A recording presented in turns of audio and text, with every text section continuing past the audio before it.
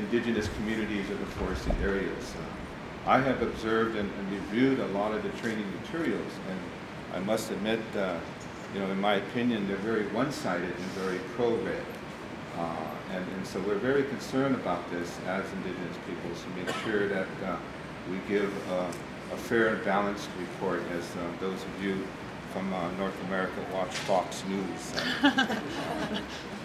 Yeah, our next speaker is another one of the experts that we utilize in our networking, and she works with the Sustainable Energy and Economy Network, also part of the Institute for Policy Studies, and they've done tremendous research on the financial mechanisms and financial institutions globally as well as regional, and they've done various reports on the World Bank. So I'd like to introduce Janet Redman. She's going to present on the role of the World Bank in implementing REDD and its role in the carbon markets as an international effort to tackle climate change. I'm coming at this issue of REDD thinking about climate finance and thinking about the financial mechanisms that are going to deliver basically the huge north to south transfer that's going to be needed to deal with the reality of climate change. So that means thinking about adaptation, how people adapt to climate change. That's already built into our system. How countries in the global south are going to mitigate and get on board with a low carbon development pathway. And REDD is an integral part of both of those systems, both adapting to what's going to happen in our environment and making sure we move to low carbon development paths. And so the World Bank is a big part of that process, and that's my entry point into this discussion. Of course, there are a lot of different kinds of REDD mechanisms out there right now. UN REDD is designing a similar collaborative effort that way. There are national programs, bilateral programs, but I think the World Bank is an important place to study because it has an effect set the pathway for other organizations and other mechanisms to follow. So I'm just going to spend a couple of minutes talking about the context of the World Bank and climate change. To start with, we should really be aware of the World Bank's activity right now in terms of climate change and its role in financing the kinds of projects that contribute to climate change.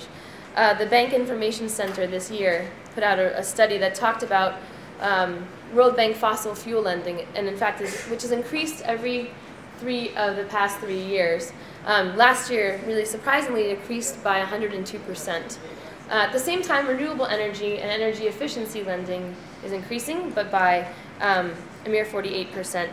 So I think when we look at the World Bank's role in affecting climate change, we need to think about how money is being spent overall. I would just also mention that that's about $3 billion this past year in 2008 spent on fossil fuels. And to note, I think very importantly, an increase in coal lending by 642% last year to $1 billion. Another piece of looking at the bank's history, of course, is looking at its overall development model. It's not just about fossil fuel lending, but it's also in the forestry lending as well. Just to cite one interesting project in 2007, the IFC, which is the private arm of the World Bank, spent $9 million in Brazil helping a cattle ranch, Brazil's largest cattle ranching company, upgrade its slaughterhouses. One of those slaughterhouses was reported by the IFC's own environmental study to be equivalent to a loss of 300,000 hectares of forest for cattle grazing.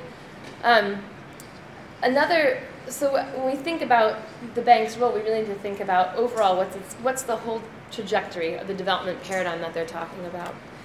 Specific to carbon finance, though, I wanted to focus in on carbon finance, which is the larger world of carbon trading, plus the various mechanisms, systems, capacity building that are a part of carbon trading.